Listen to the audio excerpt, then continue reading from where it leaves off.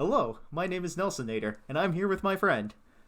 I'm Parish Torch. And this is Let's Play Mega Man Battle Network 6, Cybeast Gregar. I need to be careful not to drop my, uh, not to drop my microphone off the desk here. Anyway, the thing I want to point out about the title screen there, we have a mark. We have the Mark of the Beast, the mark you get for being the final boss. Woo! Isn't that exciting? Title screen To be icons. confused with the other Mark of the Beast. Yeah, not the other one. But when you beat the final boss in any Battle Network game, they always give you a mark on your title screen to go with it. In the first Battle Network game, they only had one mark, I'm pretty sure, where it was just a single star. And then after that, they start to add more stars to keep track of other things that you've done. And, like, there were some weird things that were tied into it. Like in Battle Network 2, there was a hard mode accessible by getting all of the stars, which required having somebody else with a Game Boy Advance that had another copy of that game and net battling each other enough so that you could get the chips only accessible through that, which took a lot of time, but it was a reward for doing all the cool stuff you did. But in this game, there are 6 marks I think you can easily get, and then there's a 7th one that you get by being able to talk to a copy of the opposite version, and then there's an 8th mark that I can't get because it requires Japanese exclusive content. So, what are you gonna do? Yeah, it is kind of a fact of life, especially with a lot of older Capcom games that they change, very drastically when they come over to the US, just in terms of localization and things. Like there's always a little bit of stuff that gets reworked there. But yeah, the stuff that happened with Mega Man here, I was rather surprised at how extensive it is. Yeah, Just the fact that they didn't release entire accessory products that would connect up to your game. And so without that product being sold in stores, there is absolutely no way to do it short of modifying the game. yeah. Well, the the star I'm talking about is you have to go to a secret area. By the way, there's a jack-in point here. Just pointing it out because I beeline straight to the end of the plot instead of coming here. But the peripheral add-on things weren't tied into. I don't think they were, at least. I don't think they were tied into the extra mark I could have gotten in this game. The extra mark in this game is going into the deepest secret area of the internet that only opened up after I beat the final boss with all of your linked navies and beating the secret boss at the end of that. And the extra peripheral add-ons just made it easier because you could just be like, oh, here we go, I just have an extra 1000 HP. Woo! Yeah, I probably explained it poorly. I just meant at the same time that they were taking the content out for that, they also took out a whole lot of other content in the game. Yeah, like, one of the things we're never going to see is the Immortal area, which was tied to Undernet 2, I think? I don't quite remember, but some of the virus encounters there got moved elsewhere, and, like, they're... One of the things that's notable in the post-game is there's a massive step from, like, the last set of random encounters you can fight up to the random encounters in this secret area in the end game. And a lot of, like, version 3 viruses and stuff were saved for that Immortal area that got cut. Because, again, it's the Boktai Solar Boy crossover content with Konami that got axed for the American release. I don't know why. I would expect licensing issues, but it's just kind of a shame because we're missing a program advance, a bunch of Navi chips, an exclusive boss fight, and this entire other area there. So it's just a little interesting how that all ended up happening. Yep. Just one more example of Konami being Konami. Konami will be Konami will be Konami. I I'm debating to just go straight into the Jim Sterling bit where he's just like fuck Konami and then he has like himself dancing while music is playing for it, but like yeah, Konami makes some boneheaded decisions, but it's just that they make more boneheaded decisions than other people that we take notice. I think. Yeah. I certainly can't fault them too much for, looking at how well the pachinko machines are doing overseas and deciding, hey, that's what makes us all the money, so that's what we're going to focus our business on. Like, I mean, yeah, as I with do most that. other companies, there's no reason that they can't make profit their, number one incentive or goal. But on the other hand, it's, the way that they're callously abandoning all these video game series and IPs and things that fans are clamoring for. Yep. And yes, those aren't as profitable as your pachinko machines, but I find it hard to believe that they took their development teams that had been making the video games and then they just told all those people, now you work on pachinko machines. It doesn't seem to be an exact one-to-one crossover. So like you could have people work on pachinko machines and you could have people work on video games. And who cares if the video games don't make you as much money? The pachinko machines would still be making you as much money as you wanted. Yeah, you get a lot of money on pachinko machines. One thing I want to just interrupt and note here. Did you notice how the shrub like went through the flamethrower once, but then when it went through like the last square of the flamethrower, it didn't get hit because something else already got hit and killed by that section of the flamethrower? That's just an interesting thing I noticed. Before we continue on to the pachinko machines, maybe not have been the best business strategy, but yeah, like when you sort of do that sort of thing, when you set that sort of thing up, like you hired all your employees to do a specific thing, and there were expectations set when you went and did that. So, by the way, hi Tab. Um, it might be Oh yeah, hard to tab really, exists. it might be hard to really service or keep those employees around because they were expecting to do a thing, and if they're no longer doing that thing, they might leave so they can go do that thing somewhere else. But then again, Yeah. Konami was always really strange about that, at least from the rumors I remember hearing with Kojima. Like, he wasn't allowed to be on site directing his team. He was siloed off in another building. Like, there were fake, anonymized email addresses so that talent couldn't be headhunted nearly as effectively. Like, a bunch of weird stuff like that. So, the business decisions and marketing of Konami is always a little bit strange. So, Yeah. Yeah, you brought up a good point about when they hired people on and had them with the expectation of doing a certain project. I honestly don't know how Konami was set up, whether it's like a lot of other companies where they basically just hire people for one project, and then as soon as that project's over, they're gone. Um, that's the video game industry. By the way, hi Mail. Hello, Roll3. Hi Mom. Let's check and make sure there's nobody in the bathroom. Alright, cool. Anyway, I like yeah. I like how that's not an empty copy bot. That's just that heel Navi is lying on the ground as opposed Yep. to the one we beat, meaning that they definitely did not overcome the viruses. They just strictly beat down the copy bot with physical force. Like, whatever is the central processing unit for it, they just, like, assuming the central processing unit's up in the neck, or up in the head, where it thinks like we do in our brain, they just snapped its neck and it fell to the ground. It's just stuck there until the batteries run out, and then it reverts back to like normal version of itself or whatever. Yeah, it it's weird how there will be copy bots that just got their butts kicked and they're just laying on the ground and you're like, y'all okay? Yeah, Mm-hmm. but one of the other things with regards to the Konami stuff that I don't know if we like properly bring into the equation here, um, we're Western.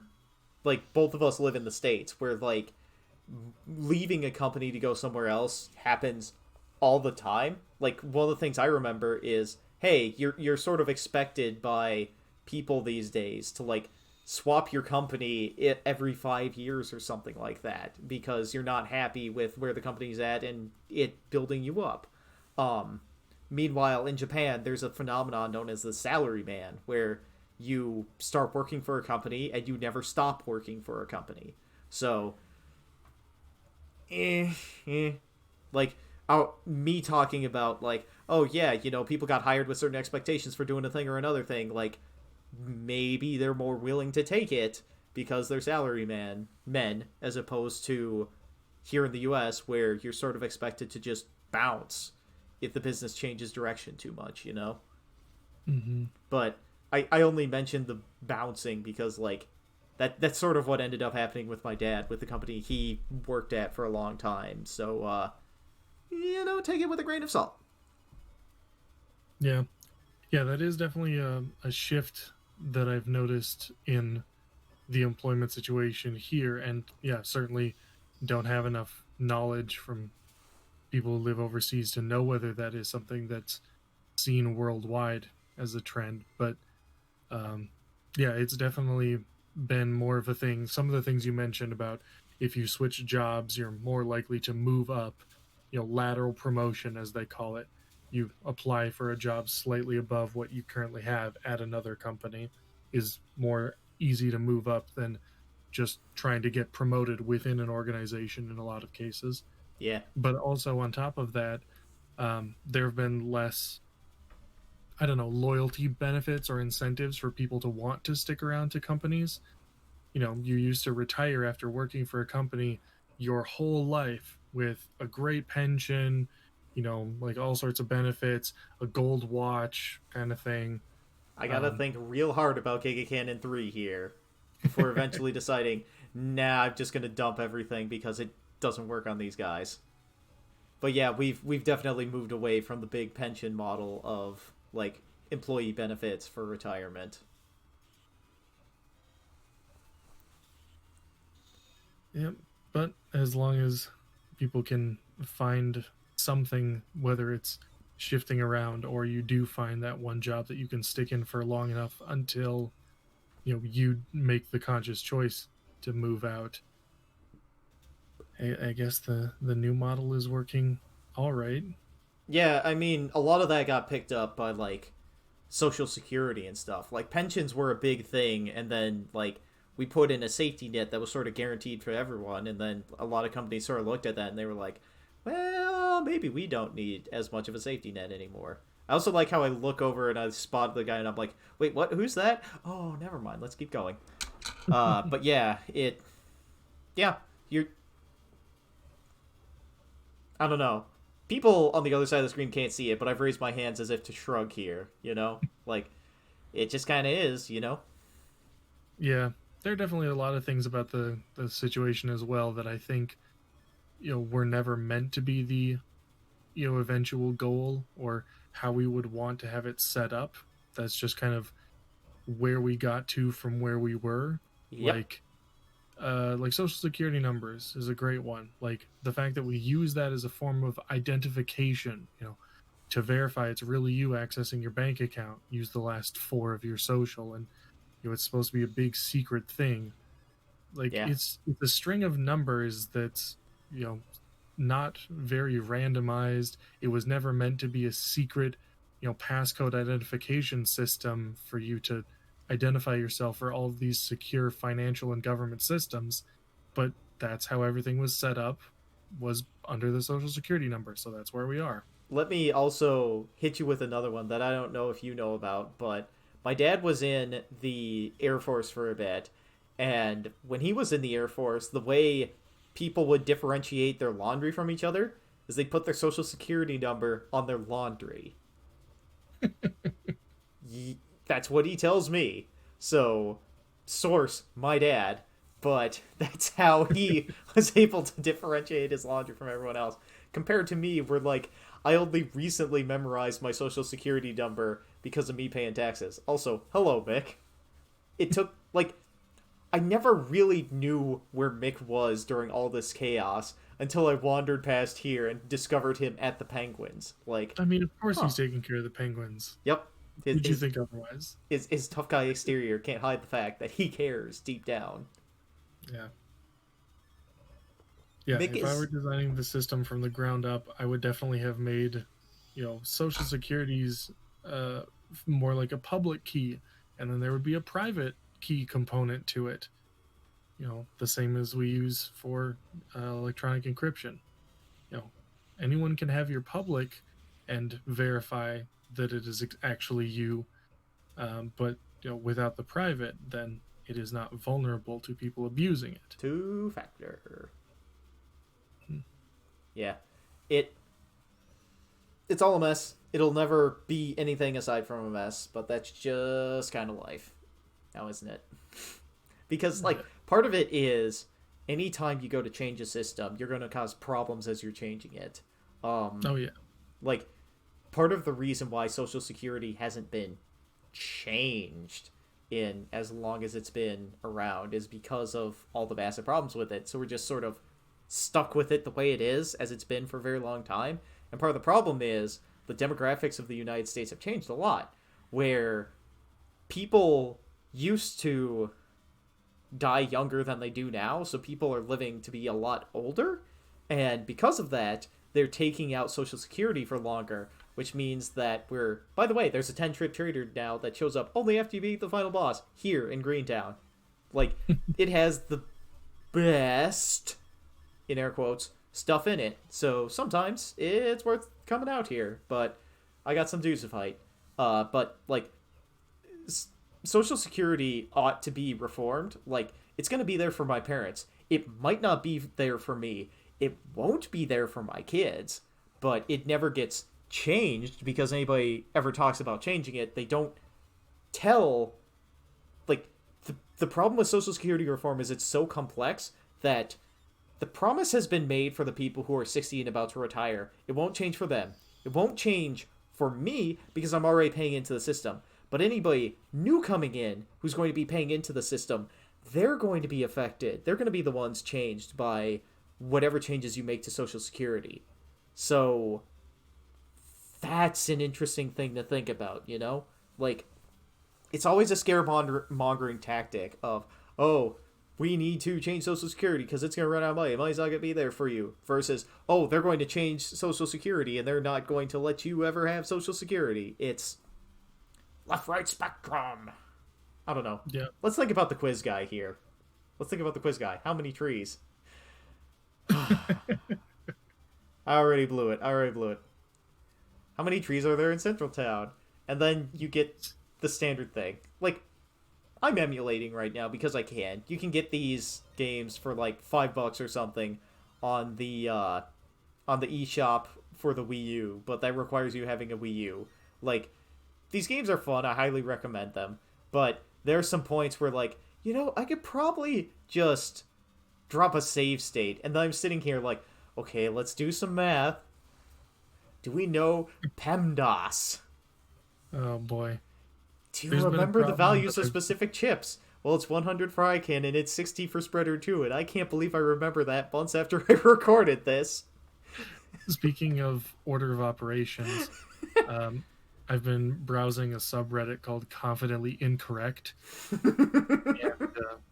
And yeah, it's just people who, absolutely double down. Like, it's, YOUR. Like, no, that's not the correct you're in this case. You're an idiot. So yeah, people who should not be, uh, correcting other people, trying to jump in and say, actually, and being wrong. And one of the I things that has been posted endlessly on there, it's slowing down now, but it's a math problem that, depending on how you look at it, which way you've been taught to do mathematics, can have multiple answers. Even following standard order of is this operations. PEMDAS versus PEMDAS or something? Or The difference comes down to whether a number next to parentheses is counted as being solved as part of the parentheses.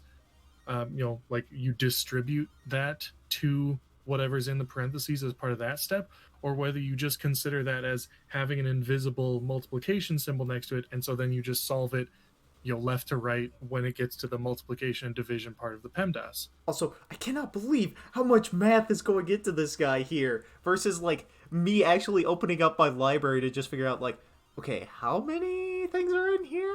What's chip number Yeah. 56? Quiz Gramps. Quiz Gramps. But like what one of the other things that what I'm sorry.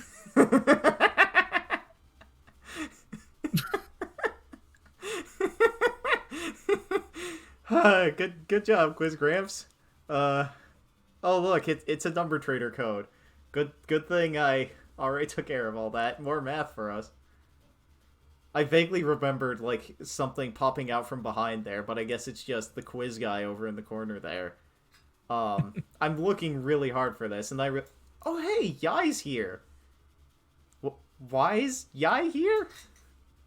I don't know where else she'd be, but they were just like, we gotta put somebody in Greentown. I guess we'll put Yai here. Yeah. While everyone was off screen, they huddled around and like, okay, Mick's obviously going to the aquarium. Mail is going to take care of Den City. You know, Mail's gonna hang out with your mom because girl power or something. I don't know. She's got to get to know her future mother-in-law. Yeah, clearly. Tab popped back behind his desk and he's like, well, at least I can make money in this situation. And also because, like, nobody else mans the counter aside from Tab. So if he weren't there, it would lock us, the player, out of a lot of, like, the functionality of this game if he weren't there. So Tab has to go there. And then it's just like, okay, Mick and Tab are settled, Mail settled. Where do we put Dex and where do we put Yai? And they just looked at their remaining spaces and they're like, alright, I guess we'll just put him there. Yep. Although, Chad also goes to a place, and it's going to be hilarious when we go and find him. Because he goes all the way back to AC/DC Town. You know, the guy that's a part of the Net Police who's most capable goes the furthest away, where we had to spend hours on a bullet train to go all the way out to the suburbs to AC/DC Town. And Chad went all the way out there.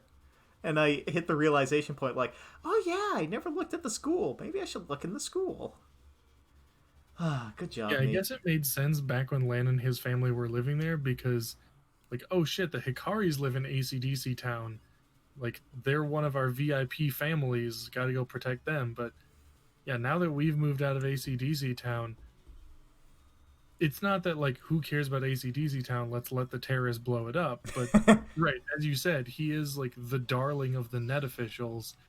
So, yeah, why are you putting your best man to cover that area kind of thing? Yeah, I mean, it's entirely because he's the rival, and he's going there to challenge you to a fight against Proto Man SP, not for any other real reason. He's just standing next to your doghouse like, eventually that Hikari boy is going to come pick a fight with me. Even though he doesn't live here anymore, I know he'll be back to this part of town sooner or later. He's coming. I've challenged him to a fight. He will accept it. Good job, Chad. Good job, Chad. It's really funny that ends up happening. What were we talking about before we got distracted with the quiz screen? Are Forming confidently incorrect. Oh yeah, that. One of the things that I would imagine would have ended up there back in the day, like in the first George Bush administration, Dan Quayle would have been on there on a daily basis. Like, oh man, I would have enjoyed going down to Latin America, but I wish I could have spoken the language. Well, you mean like Spanish or Portuguese? No, Latin. Yeah. Or or Addis Spelling Bee, where he's like, oh, you didn't spell that right, and they're like, yeah, by the way, Giga Cannon 3! Woo! Yeah! Woo! Solve my problems! Anyway, Dan Quayle being like, no, that's not how you spell potato, and like, all the contestant and the judges are just like, what is he talking about? And he's like, Potato.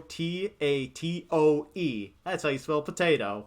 And it's just like, there's an E on the end, because potatoes, you just add an S. Potato. Like, he was a celebrity judge at the time, and it's just like, how? But then again, like, this isn't something you can blame one side for. There's also the famous quote from Joe Biden of, I got a 3-letter word for you, JOBS. Mm-hmm. No matter what happens, you will find a point where a supposedly smart person has said something incredibly dumb. Like, yeah, especially with any sort of public figure. You know, we think most about, like, you know, people who are on TV or politicians or something, but you also see it a lot with, you know, people who stream now. You know, that there's just tons of hours of recorded footage of them. Yeah, at some point someone will say something stupid or, you know, be just not in the right moment and not think about, you know, what's actually coming out of their mouths. you'll get something super enjoyable. We'll say enjoyable versus like somebody just doing visible confusion before they get corrected by one of their co-commentators, and they're like, "Oh, really? Huh." Yeah. But then again, sometimes you get the double down, or sometimes it goes into like a stand-up routine where they just mistake it for something, and they're like, "I'm probably wrong, but I'm just gonna keep going with it and see where we Yeah. end up." You know? One of the ones that I saw in there recently was Piers Morgan, you know, British personality, I guess. He's, bounced around from doing like news. I think this was him, on some sort of like, news segment, morning show kind of thing. And he had on guests from Love Island, which, to the best of my knowledge, sorry, go ahead. I love Killer Cross. Look at how easy it made that encounter. Oh, yeah. Just two of them gone. Blam! Blam! Number 4, So, to the baby. best Power. yeah. So, to the best of my Piers knowledge, Love Morgan. Island is like a British reality show with a dating element to it. I would say similar to The Bachelor or something like that, but haven't watched either of those to compare.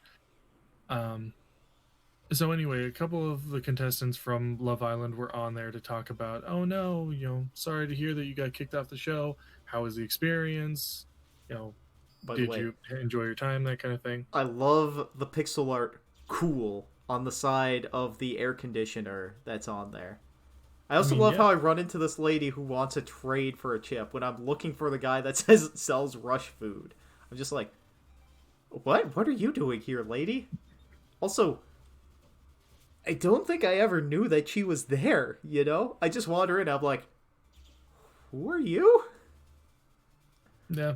There's always the one-off characters that you forget about, Yeah, like especially when having it's... to run around and find the rush food guy. Yeah. What? Where is he at? He's in one of these, right? I think he's in the top right corner. He might be in the bottom left. I'll check it just in case. There he is. Anyway, Piers Morgan. We didn't something about Love Island. So he was talking with a couple of contestants who got kicked off of this reality show, and they're asking some questions like, "Oh, what do you think about this or like this country?" I want to say it is, and like, "Oh, I don't know much about that country," and just saying like, I'm not going to comment on it because I don't know. And apparently Piers wanted to lean into like, oh, you're just some like dumb reality TV show. You don't know anything about geography or politics or whatever. So he's like, you don't know that? Like, do you know the Pythagorean theorem to the fourth digit? To the fourth digit? Yes, that's the thing. Yeah, so he tried to ask, this pseudo intellectual question, and his co-host immediately cut him off from whatever he was next saying because he was moving on to something else. She's like, do you know that? And the thing that came out of his mouth was, yes, I do. 3.147. He goes, no, wait, no, that's pi. That's pi. And like looks around at the cameras of the studio. Like, no, I'm sorry. Like Not that was the digits for pi. So not not only does he mix up pi and the Pythagorean theorem, but he also gets the digits of pi wrong. Look, even I know it's 3.14159, and that's Mm-hmm. to God, that's to 5 digits. Is Yeah. it 6? Yeah. Dog, I don't even know. Like, if you're an engineer, you just simplify it to 3.14, or you simplify it to 4 so that there's a factor of safety involved. Oh God. shit, we need a factor of safety. Let's round up to 10. Mm-hmm. Also, by the way, good job, Dex. He saved Mr. Weather, even though Mr. Weather could just grab that Navi, strangle him, and just slam him into the floor like he did to Vic. Well, not like he did to Vic. He didn't slam Vic into the floor, but Yeah. By the way, there's another chip trader up there. I We all know wandered all the way about over to here. do that before Colonel showed up. Yeah. I don't know. I'm just pointing it out because, like, I might as well point out every 10 chip trader. They're special. Yeah. I'm not accustomed to this desk yet. Now, are there differences between that special chip trader and Yes. the special one in Greentown? Yes. There are different pools that you can pull chips out of. Like, that one that's there, I think, has, like, meteors and attack plus 30, and the one in Greetown has, like, other generically better stuff with not nearly as high of like prizes, quotation marks embedded. Sure. Uh, it's sort of like when you play a gotcha game and you got to roll on all your different banners. They have different stuff at the top of it, and different likelihoods of it happening, but they might have different fodder in the middle. All the fodder in the middle of the one in Greentown is better than the fodder in this one in Skytown, but at the same time, there might be something in the Skytown one here that you won't be able to pull from the Greentown one, which is a very weird way to describe it, but it's a way that I feel like a lot of people will intuitively understand, just with A, how Gacha has sort of taken over everything, and B, how the chip trader kind of functions like a gacha. But Mm-hmm. it's you end up with all these extra chips from just playing the game when you can go and get like whatever chip you need just about guaranteed somewhere else. And then it comes down to, oh, I like talking to this girl. It's just like, wow, the expo's great, huh? Wait, what? That happened in Cyber City? Oh, that's awful. Also, hello, Chad. Do I have a fight against Roman? I do. But, like, the chip traders are sort of like the gacha in any mobile game, but since you have to, like, build yourself up by beating actual viruses out in the world, when you can just get whatever chip you're looking for in green mystery data or from fighting viruses or whatever else, like, they don't help nearly as much as they might do elsewhere. Mm-hmm. Also, here's Proto Man. This is the first time we get to fight him. He's essentially a post-game only Navi. You want to stand in roughly the same place as you were standing when you were fighting Gregar, where, like, I planted myself there, middle column, bottom square. You either want to be there or you want to be in the top square, because his 3 attacks will put him in different positions before he hits you with them. His fighter sword attack, which hits an entire row, 3 in front of him, that one he teleports all the way in front of you, but he's still in his area. And you have to step up or down to avoid it. If he's gonna hit you with the longsword attack, he's gonna step right in front of you, so you step back. If he's gonna hit you with the plus shape one, he only launches that from the middle square. So if he moves up there, all you gotta do is move forward or back, and then you're safe. So you have to just put yourself in that square and stay there so you don't get owned. You really don't want to hang out in your middle row either, because he has an attack called Delta Ray Edge, and that shining swing that we saw for a second there is him trying to activate it. Where if you stay standing in the middle square, you're going to get hit a couple of times, because not only does it hit you, it also, I think, stuns you a little bit. Like, it's his finishing move. It's a Giga Chip, I think, in the Gregar version of this game, where there's like a command input to extend it all the way. And it, like, just don't stand in your center row against Protoman. It's a really bad idea. You're going to get hit. You won't be able to tell what attack he's going to use. You're going to get hit. So, stand in those 2 squares and hope you get lucky. You can tell that I was kind of scamming him out a bit by pressing the pause button to see, like, okay, where's he moved? What's he about to do? All right, we'll do this. Which, like, scrub tier tactics, but it works. Play lame, win games. Yeah, play lame, win games. I mean, later on, we're going to have a rematch with him and his powered up counterpart, and, like, I'll fight him a bit more legit. Anyway, have a nice day, everybody. Bye. See ya.